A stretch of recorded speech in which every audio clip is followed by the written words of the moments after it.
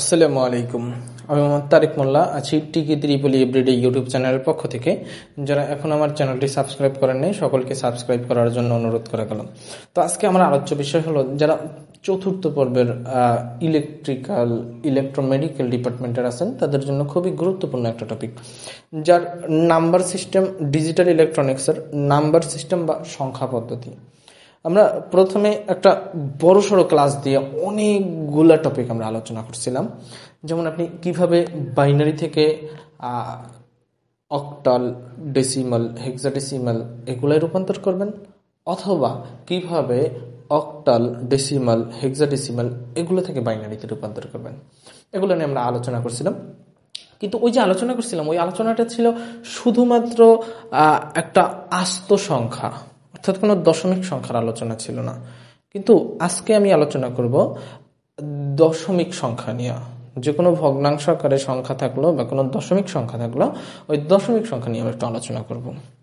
আমরা একটু আসি, যখন দশমিক সংখ্যা নিয়ে আলোচনা করব, দেয়া আছে মনে করলাম যে 125.625, এটা আছে ডেসিমালে, আপনার রূপান্তর করতে হবে বাইনারিতে। দেখেন, এর আগে যদি নর্মালি 125 থাকতো তাইলে কিন্তু আমরা বাইনারিতে রূপান্তর করতে পারতাম, কিন্তু এখন আছে 125.625 দশমিক সংখ্যা। এই দশমিক সংখ্যাটা আপনি কিভাবে বাইনারিতে রূপান্তর করবেন সেটা নিয়ে আমরা একটু আলোচনা করি। দেখেন, এখানে দুইটা পার্ট আপনাকে কল্পনা করতে হবে। এক হলো দশমিকের আগের একটা পার্ট, আর একটা হলো দশমিকের পরের একটা পার্ট। আমরা দশমিকের আগের পার্ট নিয়ে একটু আলোচনা করি। যেমন 125 নর্মাল একটা সংখ্যা। এই নর্মাল সংখ্যাটা কিভাবে আমরা বাইনারিতে রূপান্তর করব সেটা কিন্তু গত ভিডিওতে আমরা দেখছি, আবারও দেখব। যেমন আপনি যদি চিন্তা করেন যে যেহেতু আপনি ডেসিমাল থেকে বাইনারিতে রূপান্তর করতে চাচ্ছেন, এ কারণে বাইনারির বেস দ্বারা এই ডেসিমাল সংখ্যাটারে ভাগ দিতে থাকবেন। দেখেন, 125টা যখন ভাগ দিব 2 দ্বারা, দেখেন 2 দ্বারা কিন্তু 125টা সরাসরি আপনি ভাগ দিতে পারবেন না। আপনার ভাগ দিতে হবে কি দ্বারা? তাইলে অবশ্যই আপনি 125 ভাগ না দিয়া 124 ভাগ দিতে পারবেন, কারণ 2 দ্বারা কখনো বিজোড় সংখ্যা ভাগ দেওয়া যায় না। ভাগ দিতে হলে জোড় সংখ্যাকে দিতে হবে। তাহলে 125 থেকে আপনি 1 বিয়োগ করে দেন, তাহলে থাকবে কত? 124। তাহলে 124 আপনি 2 দ্বারা ভাগ করলে হবে 62। দেখেন, 62 দুগুণে 124, কিন্তু আপনার আছে এখানে 125, তার মানে 1 বেশি আছে না, আপনার হাতে 1 থেকে যাইতেছে না, ওই 1 আমরা সামনে লিখে দিলাম। আবার যখন 62 আপনি আবার 2 দ্বারা ভাগ করবেন, 62 2 দ্বারা ভাগ দিলে কিন্তু 31 দুগুণে 62, 2 দ্বারা ভাগ দিলে কিন্তু সরাসরি মিলে যাচ্ছে। এখন 31 দ্বারা যখন ভাগ দিবেন, 31 দুগুণে 62, তার মানে এখন কিন্তু আপনার হাতে 1 ছিল এর আগে, এখন কিন্তু আর আপনার হাতে 1 নাই। ক্লিয়ার কিনা? এই কারণে আপনি লিখছেন যে হাতে আপনার 0 আছে। যখন আপনি 2 দ্বারা এই 31টা যখন আবার পুনরায় 2 দ্বারা ভাগ দিবেন, তখন কিন্তু 31 বিজোড় সংখ্যা, সরাসরি ভাগ দিতে পারবেন না, 30 রে ভাগ দিতে পারবেন। তাহলে দেখেন, এখানে 15 দিলাম, 15 দুগুণে 30, কিন্তু আপনার হাতে 1 থাকতেছে, ওই 1টা আমরা লিখে দিলাম। আবার যখন 15 2 দ্বারা ভাগ দিবেন, 15 বিজোড় সংখ্যা, সরাসরি ভাগ দিতে পারবেন না, তাহলে আপনার কি করতে হবে? 15 ভাগ দিলে 7 দ্বারা ভাগ দিতে পারবেন, 7 দুগুণে 14, আপনার হাতে 1 থাকতেছে, এই 1 আমরা লিখে দিলাম। যখন আপনি একইভাবে 7 রে 2 দ্বারা ভাগ দিবেন, তখন 7 বিজোড় সংখ্যা, সরাসরি ভাগ দিতে পারবেন না। দেখেন, 7-এর ভিতরে 3 বার যায়, 3 দুগুণে 6, আপনার এখানে আছে 7, হাতের 1 আপনি লিখে দিলেন। এখন 3 রে যখন ভাগ দিবেন, 3 রে কিন্তু সরাসরি আপনি ভাগ দিতে পারবেন না, 3 বিজোড় সংখ্যা। তাহলে আপনার 3 রে যখন ভাগ দিবেন, দেখেন 2 একবার যায় 3-এর ভিতরে, 2 অক্ষে 2, কিন্তু হাতের 1 থাকিয়ে দিতেছে, এই হাতের 1 আমরা লিখে দিলাম। দেখেন, ভাগ দিতে দিতে দিতে দিতে দিতে দিতে দিতে দিতে আমরা একদম 1 পর্যন্ত চলে গেছি। এখন আর আমার হাতে কোনো সংখ্যা নাই, আমার ভাগ দেওয়ার মতো কোনো সংখ্যা আমার হাতে নাই। তাহলে আমরা কি করতে পারি? এখন আমরা কি করতে পারি? দেখেন, এইখান থেকে এই দিকে আস্তে আস্তে উঠতে থাকবো সংখ্যাগুলো বসাইতে বসাইতে।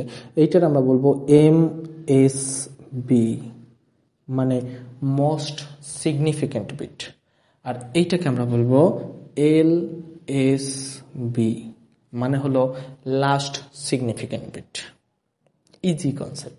মোস্ট সিগনিফিকেন্ট বিট থেকে শুরু করে লাস্ট সিগনিফিকেন্ট বিট পর্যন্ত আপনি হাতে যে সংখ্যাগুলো রাখছেন, অর্থাৎ আমি এখানে লাল মার্কিং করে দিচ্ছি আপনাদের বোঝার সাপেক্ষে বা বোঝার স্বার্থে, যে এখানে লাল যে দাগগুলো আছে ওইগুলো আপনি এই নিচ থেকে উপরে বসাইতে বসাইতে যাবেন। তাহলে আপনার আসবে কি 1 1 1 1 1, 5টা 1, দেখেন 1 1 1 1 1, 5টা 1, তারপর আছে 0 1 0 1। দেখেন দশমিকের আগের সংখ্যাটুকু আমার ক্যালকুলেশন শেষ। এখন আসবো দশমিকের পরের সংখ্যায় ক্যালকুলেশনে আসি। দশমিকের পরের সংখ্যা যদি ক্যালকুলেশন করতে যাই, তখন আমাদের মূলত দশমিকের পরের সংখ্যা আছে 0.625। এখন এই 0.625 রে দশমিকের আগের সংখ্যাটা যেমন 2 দ্বারা ভাগ করছি, দশমিকের পরের সংখ্যাটায় 2 দ্বারা গুণ করব।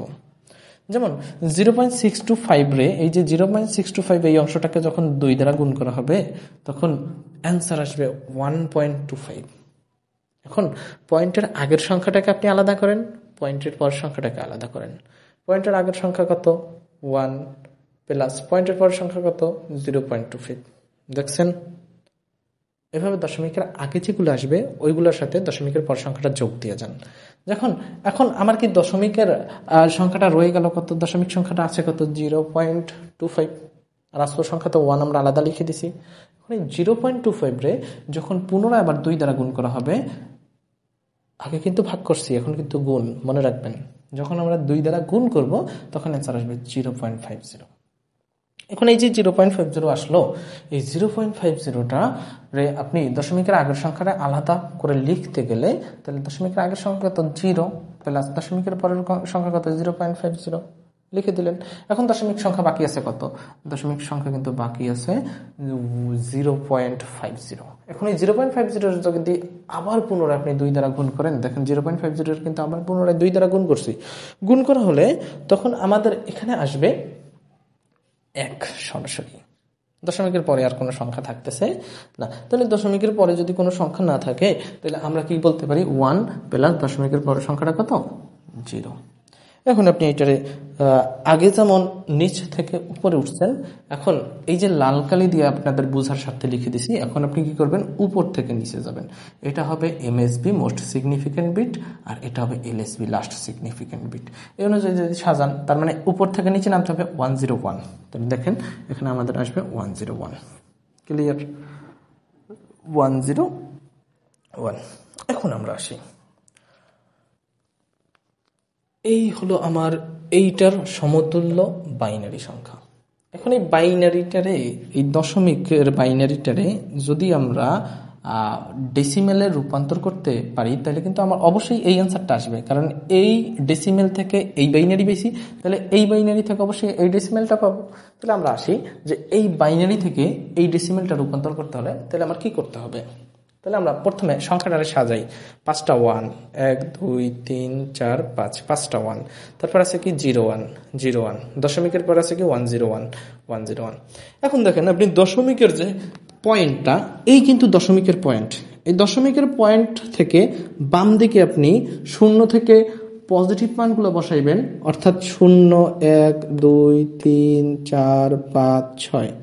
আর দশমিকের পরে 0-র পর থেকে নেগেটিভ মানগুলো বসাইবেন, অর্থাৎ -1 -2 -3। Easy concept. দশমিকের আগে 0 1 2 3 4 5 6 7 8, দশমিকের পরে -1 -2 -3 -4 -5 -6। ক্লিয়ার? আসি আমরা এখন এখানে যে সকল স্থান 1 আছে তাদের মানগুলো আপনি এই যে দশমিকের এই যে বাইনারি যে বেজের উপরে মানগুলো বসাবেন। যেমন এখানে কিন্তু আপনার 1 আছে, এই যে 1 আছে, এই 1 আছে, তাহলে এটা কয় নাম্বার আছে? 0 নাম্বারে। তাহলে 2 টু দি পাওয়ার আপনি 0 লিখতে পারেন। এখানে 0 আছে, যেখানে 0 আছে ওটা নিয়ে আমার কোনো কাজ নাই, কোনো মাথা ব্যথা নাই। 0 থাকলে ওটা নিয়ে আমার কোনো কাজ নেই। কিন্তু এখানে আবার 1 আছে, তাহলে এটা কি? অবশ্যই 2 এর উপরে পাওয়ার 2 দিতে হবে। দেখেন 2 স্কোয়ার দিছি, এখানে 1 আছে, তাহলে 2 এর উপরে পাওয়ার কত? এটা আছে 3 নাম্বারে 3, এখানে আবার 1 আছে, তাহলে এটা 2 এর উপরে পাওয়ার কত? 4 নাম্বার আছে 2 পাওয়ার 4। দেখছেন এটা এখানে 1 আছে, তাহলে এটা আবার কি? 5 নাম্বারে, তার মানে 2 পাওয়ার 5, এখানে 1 আছে, তার মানে এটা 6 নাম্বারে 2 পাওয়ার 6। দশমিকের পরে আসি। দশমিকের পরে আছে এখানে 1 আছে, তার মানে কি 2 পাওয়ার মাইনাস 1, 2 পাওয়ার মাইনাস 1, এখানে 0 আছে। দেখেন এটার কিন্তু কোনো মান দেখিনি, কারণ এটা নিয়ে আমার কোনো কাজ নেই। যেখানে 1 আছে ওইটা নিয়েই কাজ করব, 0 থাকলে ওটা নিয়ে আমার কোনো কাজ করার দরকার নাই। এখানে আবার 1 আছে, তার মানে কি 2 to the power minus 3, 2 to the power minus 3। এখন এই যে মানগুলো পাইলাম, এই মানগুলো জাস্ট যোগ করে দিলেই আমার সরাসরি ওই মানটা চলে আসবে। যেমন এখানে 2 to the power 6 plus 2 to the power 5 plus 2 to the power 4 plus 2 to the power 3 plus 2 square plus 2 power 0 plus 2 inverse 1 plus 2 inverse 3 যোগ করেন। এইটার মান হলো 64, এটার মান হলো 32, এটার মান 16, এটার মান 8, এটার মান 4। কোনো কিছুর উপরে যদি পাওয়ার শূন্য হয় ওটার মান 1 হয় সবসময়। 2 ইনভার্স 1 এর মান হলো 0.5, 2 ইনভার্স 3 এর মান হলো 0.125। যদি যোগ করেন সরাসরি তাহলে 125.625 আসে। তাহলে আপনি দেখেন কতটা সহজভাবে আপনি দশমিকের সংখ্যাগুলো সলিউশন করতে পারবেন। তো আজকে এই পর্যন্তই থাকবে। এগুলো আসলে আপনি নিজের থেকে কিছু ম্যাথ ট্রাই করেন, দেখবেন যে আসলে ভালো লাগতেছে। ডিজিটাল ইলেকট্রনিক্স বই খুলে তারপরে কিছু ম্যাথ ট্রাই করেন, দেখেন যে ওখানে ডেমো দেওয়া আছে, ওইগুলো যদি প্র্যাকটিস করেন তাহলে দেখবেন যে আপনি মিলাইতে পারতেছেন। আর মিলাইতে পারলেই নিজের একটা ইঞ্জিনিয়ার মনে হবে আর কি। তো সকলের কাছে অনুরোধ থাকবে, যারা আমার এই চ্যানেলটির দ্বারা উপকৃত হচ্ছেন তারা অবশ্যই আপনার ফ্রেন্ড সার্কেল, আপনার বড় ভাই, আপনার ছোট ভাই যারা এই সেক্টরে আছে তাদের অবশ্যই চ্যানেলটি সাবস্ক্রাইব করবেন। তো আজকে এই পর্যন্তই থাকবে। সময় দিয়ে সাহায্য করার জন্য ধন্যবাদ। আল্লাহ হাফেজ।